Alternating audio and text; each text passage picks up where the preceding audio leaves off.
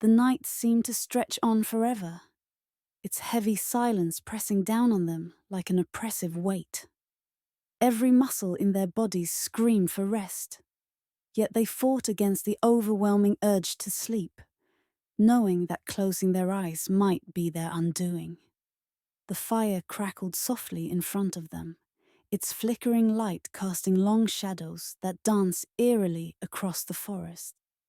The darkness outside seemed alive, watching, waiting. It was as if the very air around them held its breath, waiting for the moment they would let their guard down.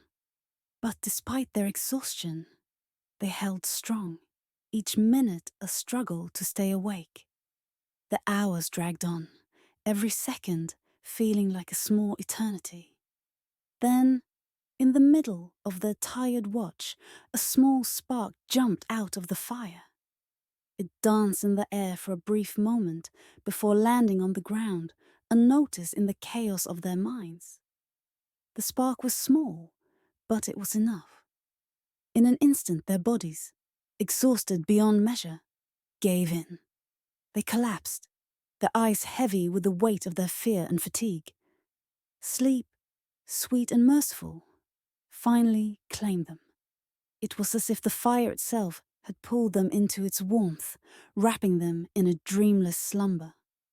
But when the first light of dawn crept through the trees, the warmth of the sun's rays felt like a cruel reminder of the horrors that still lurked in the shadows. The sudden touch of light on their faces jolted them awake with a violent start. Their hearts raced in their chests, their bodies tensing with the fear that the creatures had returned. For a few frantic moments they scrambled to their feet, their eyes darting around the clearing, searching for any sign of the predators that had haunted their every waking moment. The world around them seemed to hold its breath, just as they had, waiting for the inevitable. But as the seconds passed, their panic began to fade. The quiet of the forest seemed different now, still, peaceful, untouched. They slowly took in their surroundings, their breathing steadying. And then, the realization hit them. It was midday. The sun was high in the sky. The fire was out. And the forest, for all its darkness and danger, had quieted. For the first time in what felt like an eternity, they allowed themselves to relax, even though the lingering fear in their hearts wouldn't go away. The creatures had not come back, but the terror they had left behind would never be forgotten. After a quick, quiet meal, the two of them began to pack their things. The weight of the night seemed to lift in the warm, soft weather, and for a moment it was as if the horrors of the dark hours were nothing but a distant memory. The sun was gentle now, the air still and peaceful, almost as if nature itself was offering a reprieve from the tension that had gripped them both. Grandmother stood up, stretching her tired limbs. "All right, let's pack everything. We're not far to go anymore," she said, her voice steady with quiet determination. They gathered their things, moving with practiced efficiency. But as they did, a subtle unease settled deep in the little girl's chest. Something still didn't feel right. Though they were leaving the worst behind, her heart whispered that the journey wasn't over yet. But she said nothing. She didn't want to disturb her grandmother's calm, so she kept her thoughts to herself, not daring to speak the doubt that lingered like a shadow. With their bags packed and ready, they began walking again. The path ahead seemed much less treacherous, though the trees still stood tall and watchful, casting long shadows. The girl, feeling the rhythm of their steps, let her mind wander as they traveled. The sound of their footsteps on the soft earth was steady, comforting, like a heartbeat in the stillness. About 30 minutes into their journey, something shifted inside the girl. A quiet need to sing bubbled up, and before she could stop herself, her voice rose into the air. It was the same song she had made up just the day before, while the two of them had walked through the heart of the forest. The memory of that moment was still fresh in her mind. The feeling of the ancient trees all around them, the way the sunlight barely reached the forest floor, and how her voice had carried through the still air like a prayer for something greater. She began to sing softly, almost to herself, but the words filled the air with a quiet magic. White dragon, pure as snow, in your warmth I find my glow. With wisdom deep and heart so kind, you saved a girl, her fate entwined, shimmering her hair like ruby flame, and eyes of blue forever claim. Her skin aglow, a light so rare, a mythic stone, she'll always wear. As her voice trailed off, she smiled to herself, remembering how her grandmother had reacted when she first sang it the day before. Her grandmother had stopped, looking both surprised and amused as the girl asked what entwined meant. The little girl's eyes had widened with wonder when her grandmother explained it. How the word described something so deeply connected, like fates woven together. The song had felt so special then, and it felt just as powerful now. A reminder of the magic she still believed in. She glanced at her grandmother, who was walking beside her, focused on the path ahead. The older woman smiled warmly, but there was something in her eyes, something deep and thoughtful, as if she, too, knew that the journey was not yet finished. The girl swallowed hard, and for a moment, the weight of her worry lifted. Maybe, just maybe, the dragon was watching over them. Just like the song said, maybe they weren't as alone as they felt. As they continued down the path, the little girl felt the lingering sense of unease. But there was also a small glimmer of hope now. A spark ignited by her own voice, by the power of her song, and by the memory of the strength her grandmother had shown her. The fight was far from over, but for now, they had each other. And that would have to be enough. The little girl's eyes widened as she looked up at the strange mountain that loomed in the distance. Its peak rose high above the treetops, shrouded in mist and mystery. She squinted, trying to make sense of its unusual shape. "Granny, what is that?" she asked, her voice soft with curiosity.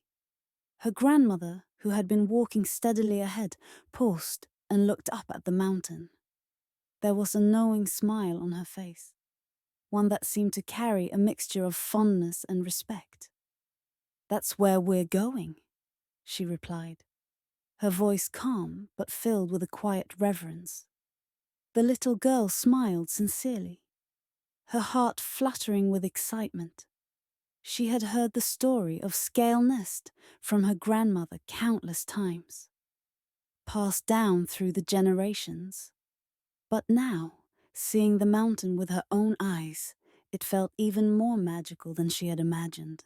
"It's the mountain from the stories, isn't it, Granny?" she asked, a hopeful gleam in her eyes.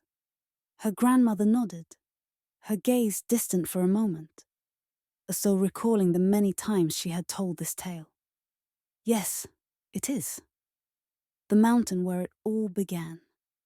The little girl's mind raced as the words of the story floated back to her, of the village near the base of Scail Nest that never knew hunger, of the mysterious eggs that rolled down its slopes, and how the villagers respected the land, taking only what nature offered.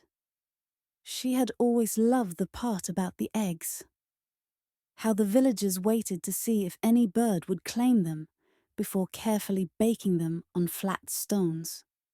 But today, seeing the mountain in person, it felt even more real. She looked up at her grandmother with bright eyes. "So, soon we'll be there?" Her grandmother's smile grew softer. "Yes, just 20 or 30 minutes more, and we'll reach the foot of the mountain. It's close." The little girl smiled again, excitement bubbling up inside her. She had heard the story so many times, but now the adventure felt like it was unfolding before her eyes. Every step took her closer to the mountain, and the legend she had always known was about to become real. The journey continued, each step bringing them closer to the base of Scail Nest. The air grew cooler, and the scent of pine and earth filled their lungs. After what felt like only a short time, the little girl spotted the foot of the mountain rising before them, majestic and imposing. They had arrived. As they stood before the great mountain, the little girl couldn't help but feel a mixture of awe and wonder. The mountain loomed above them, its dark peaks disappearing into the clouds. But there was something else, something strange. The air around them felt heavy, as if the mountain itself was holding its breath.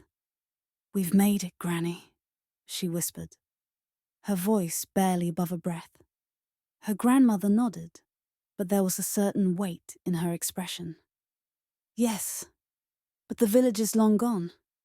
Time has taken it, just as it takes all things." She paused, her eyes scanning the landscape. "We'll have to make camp here for the night." The little girl turned to her grandmother with confusion. "But I thought we were going to find the village." Her grandmother shook her head, a quiet sadness in her voice. "The village is lost to the ages. What's left now are only memories, and the marks it left on the land." They set up camp at the base of the mountain, the once vibrant village now reduced to whispers in the wind. As night began to settle, the little girl's eyes wandered across the ground, tracing the remnants of the past. She noticed small, weather-worn stones scattered along the path, flat and smooth with signs of use. It was there, in the dimming light, that she recognized them. Stones used for cooking, just like the ones in her grandmother's stories. The same stones, worn by time, but still standing as a silent testament to the village that had once thrived here. Her grandmother set up the campfire with practiced ease, and they sat together in the flickering light, the mountain towering silently above them. For a long while, neither spoke. The fire crackled, and the night was filled with the soft rustle of the wind in the trees. Then, softly, the little girl spoke. "Granny, do you think the villagers are still here? Somewhere in the mountain?" Her grandmother smiled gently, looking into the fire as she spoke. "Maybe, my dear. Maybe they are part of the mountain now, in the stones and the trees, in the very air you breathe. Legends have a way of living on, even when the world changes around them." The little girl nodded slowly, comforted by her grandmother's words, but still holding on to the sense of mystery that the mountain evoked. They may have lost the village, but the stories remained, woven into the fabric of the land, waiting for someone to listen. As the fire crackled and the stars above began to shine, the little girl closed her eyes, her heart full of wonder. The mountain was still alive with secrets, and maybe, just maybe, it would share them in time. For now, though, they were safe, resting beneath the shadow of Scail Nest, where the past and the present seemed to touch, and the story was far from over.